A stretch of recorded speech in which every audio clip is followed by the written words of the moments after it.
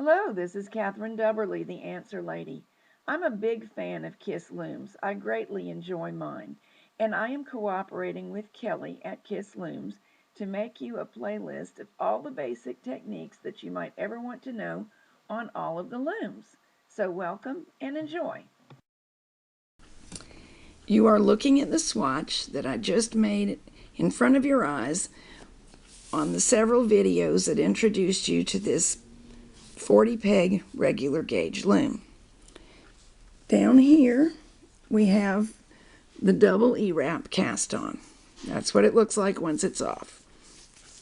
We then did a row or two of plain knitting. On this side it looks different because plain knitting does have a knit side and a purl side, and this is the purl side.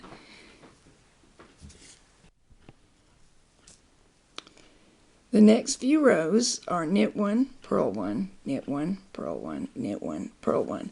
These are ribbing because we made all the columns consistently knit stitches or purl stitches. We then changed to seed stitch. Also knit one, purl one. There's a purl, knit, purl, knit. See, the bumps, the purls are identifiable as bumps in seed stitch. But because we also alternated top to bottom, knit, purl, knit, purl, knit, purl, seed stitch has a completely different look than ribbing. And then we switched to garter stitch. Knit row, purl row, knit row, purl row, knit row. And you have to stretch it out a little to truly see the knit row in between. So with this information in hand, you can see none of these stitches creates a rolling edge. It'll all be acceptable for a scarf. You could choose the one you like, and then what would you do? Well, here are some rules of thumb. A typical adult scarf is from 6 to 8 inches wide. And we can get our stitch size information. Ideally, to measure stitch size, you would take a bigger swatch than this, say 4 inches worth, and measure the number of stitches in it and the total width and divide it properly. And I do have a video on properly figuring gauge. I will tell you from a quick look and from experience, whoops, there are the numbers, that I'm getting about 3.5 stitches per inch here. So if I want a 6-inch wide scarf, I would multiply 6, that's my inches, times 3.5. And that would tell me to cast on 21 stitches.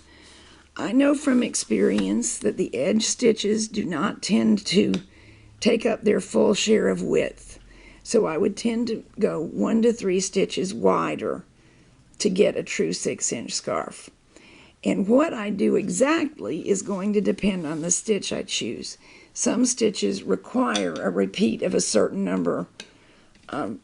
For example, if you want to do ribbing all the way, it'd be knit, purl, knit, purl, knit, purl. And I like to end with a knit stitch. Most people do. So it's traditional to use an odd number of stitches for ribbing. It really doesn't matter for seed stitch because they're going to alternate up the edge anyway. It also doesn't matter for garter stitch.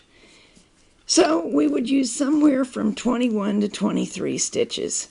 If we want a 6-inch scarf, if we want an 8-inch scarf, we would multiply 8 times 3.5. That's how many stitches per inch.